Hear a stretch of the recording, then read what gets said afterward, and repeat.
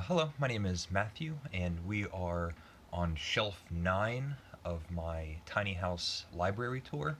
And if you see any books that you might be interested in, feel free to email me. We can work out a price, and I'd be happy to mail them to you. You will be supporting me and my plans to visit Spain and see a beautiful young lady that I'm determined to meet. And I also set up a GoFundMe page if you might be interested in that. I've already had a few donations, which is incredible and very generous, so thank you. We are on the top shelf now, and it's a bigger shelf, so we have a lot of great books to go through. And we'll start over here with a Penguin classic. We have Bleak House by Charles Dickens. It's a novel. I just remember the lawsuit. I think it's Jarndyce versus Jarndyce, a never-ending lawsuit that bankrupts everybody except the lawyers involved.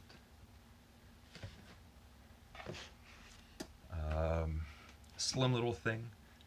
It's the Maxims and Reflections by Johann Wolfgang von Goethe. Great name. And this is a fun book to flip through, and in some ways a really great introduction into the fascinating mind of Goethe and German thinking. A slim little book of poetry by the Restoration poet John Wilmot, the Earl of Rochester. It has some scandalous poems and some that are quite memorable. God bless our good and gracious King, whose word none relies on, who never said a foolish thing, nor ever did a wise one. Stuff like that. Lucretius, The Nature of Things. A really strange poem. It's a mixture of the natural sciences and mythology and the origins of the universe. It's doesn't have much of a narrative to speak of, but it's curious. It's very interesting. A slim later novella or short novel by Tolstoy, and this is Haji Murad. I loved this book. I thought it was fantastic. It's set during like the Cossacks Wars, and Haji Murad is one of the leaders. I think this is probably the only novel by any of the Brontes that I've read. This is Villette, and it's I just remember the writing. That's the gorgeous writing is what sticks with me. I really need to be reading more, if not all, of the Brontes. The Warden by Anthony Trollope. I read this years ago. This was my first Trollope novel. I enjoyed it. What I've learned later is that it's the beginning of a series, and the books apparently get better and better. And since I enjoyed this so much, that's a very good sign. Cousin Bette by Henri de Balzac, a great French novel. I've enjoyed everything I've read by Balzac. Another Balzac, The Wrong Side of Paris. Okay. Another Mark Twain, A Connecticut Yankee in King Arthur's Court. I thought it was too long. I didn't really enjoy it very much. It has an interesting premise, all of that social satire and great wit that you get from Mark Twain. The narrative has plotting and pacing issues, but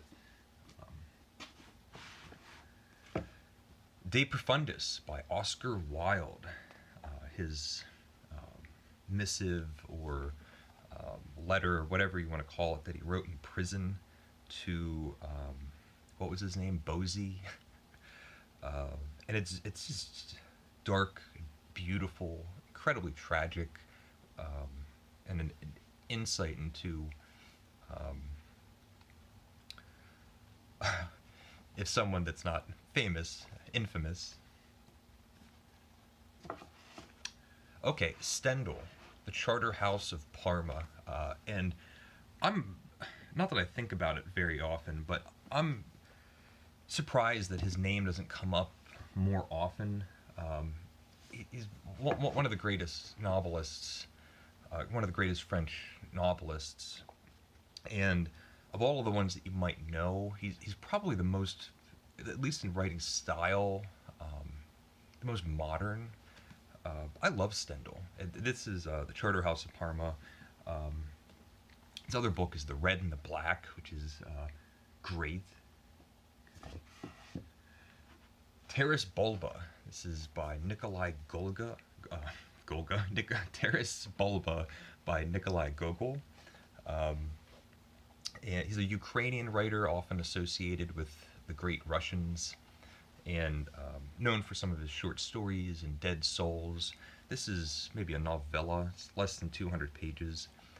And like wherever it is, Haji Murad, it's also set during the Caucasus or the Cossacks. I'm not sure if I'm saying that right. It says by Ernest Hemingway, one of the 10 greatest books of all time. This is probably a keeper. I want to reread this. The House at Pooh Corner by Milne. It's fabulous. I love it. Complete short stories or short fiction by Oscar Wilde. Another Nietzsche, Beyond Good and Evil. I said before, Nietzsche it doesn't really do it for me. And it has these shorter essays and these epigrams, but I'm never gonna. I don't think I'll be reading it. The Karamazov Brothers by Dostoevsky, and this is my favorite copy. Great cover, translated by Ignat Avesy, my favorite translator. This book is very dear to me.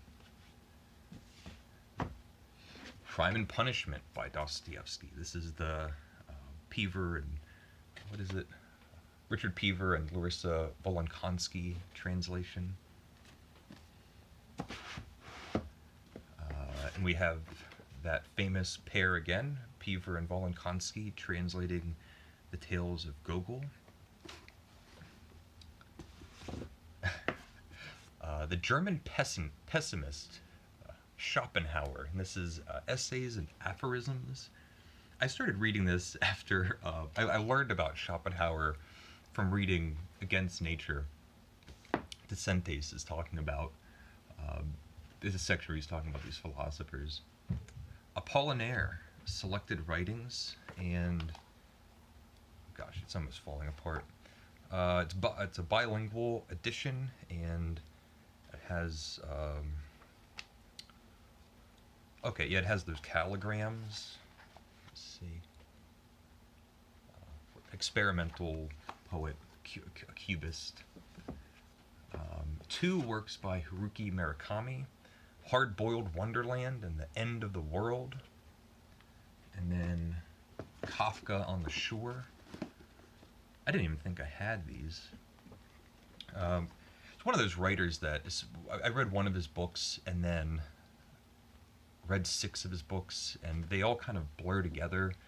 I do know some I really enjoyed and others didn't do it for me. Everything and More by David Foster Wallace. And it's nonfiction work, and it's thoughts on mathematics for the general reader. Yeah, okay. Ada or Ardor by Nabokov.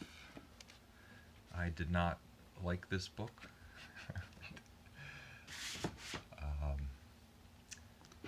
I loved this book when I found it. I was maybe in college, and I was a painter, and I loved the Cubists, Picasso, and George Braque, and this is art criticism or art essays from Apollinaire, and it's another one of his calligrams. Let me see if I can find it. Picasso, George Braque, Jean Metzinger, Albert Glees, Juan Gris, Fernand Lieger, Deschamps, and yet he has essays about all these writers. I really got a lot out of that book. The Histories by Herodotus. I've mentioned before my difficulty trying to read Roman history, and Herodotus is like so companionable and really pays attention to telling a story, and this is almost like a series of anecdotes and tales that are woven together. Um, I this is one of the books. If I had to keep 50 books, this is easily making the top 50. A book I shouldn't even bought. This is The Three Stigmata of Palmer Eldritch by Philip K. Dick, and I read it. I thought it was okay. It's not the kind of book that I should be keeping on my bookshelf at all. I would have been much better off um, getting this out of the library. I'd like to read more of Philip K. Dick, but it's or maybe not. I don't know. The major works of Lord Byron, one of my favorite romantic poets, and yeah, this has Don Juan or Don Juan and the Child Herald's Pilgrimage, and um, it's mostly those two major works. It has some shorter poems as well. I would love to have just a complete edition of everything that Byron wrote. I've never read a bad line. His humor rings through too, that biting satire.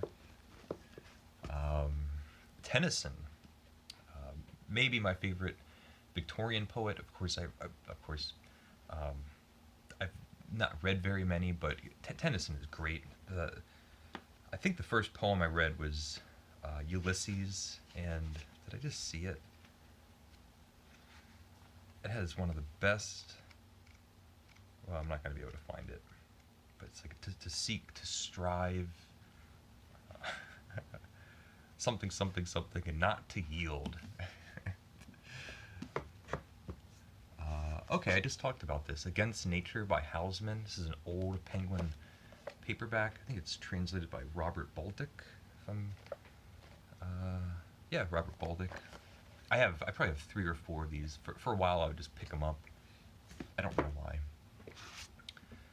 Candide by Voltaire. I love everything by Voltaire. I wish I could read more. The only thing we can ever get is Candide. The Sun Also Rises by Andy, stop it. I'm on this ladder. I'm so high up. The Sun Also Rises by Ernest Hemingway. I love this book. There's a handful of these Hemingway novels. A Farewell to Arms, and For Whom the Bell Tolls. The Sun Also Rises. The Satyricon by Petronius, and I can't pronounce that, but something else by Seneca. It's a incomplete Roman novel. It's decadent and funny. And, Bouvard and Picochet, the last novel by Gustave Flaubert, published posthumously. We have the translation by Mark Polizzetti. And this is, even though it's not finished, the last quarter of the book is just scraps and bits that are stitched together. The beginning is so strong. It's fabulous. Buddenbrooks by Thomas Mann, and I never read. Well, uh, I read this, but I bought this copy and then never even touched it. But a great early. I think it's his first. Incredibly, this is his first novel. I think. Um, and probably a good start if someone was interested and didn't want to deal with the Magic Mountain. Buddenbrooks is a good start for a novel. The Quran, Oxford World's Classics. Spring Torrents by Ivan Turgenev. Morwell Self, The Quantity Theory of Insanity. These short stories, some of them are quite good. The title one is interesting. David Foster Wallace, Both Flesh and Not. I didn't read all of these, but these are, it's nonfiction. I think he does better, better for me with his essays.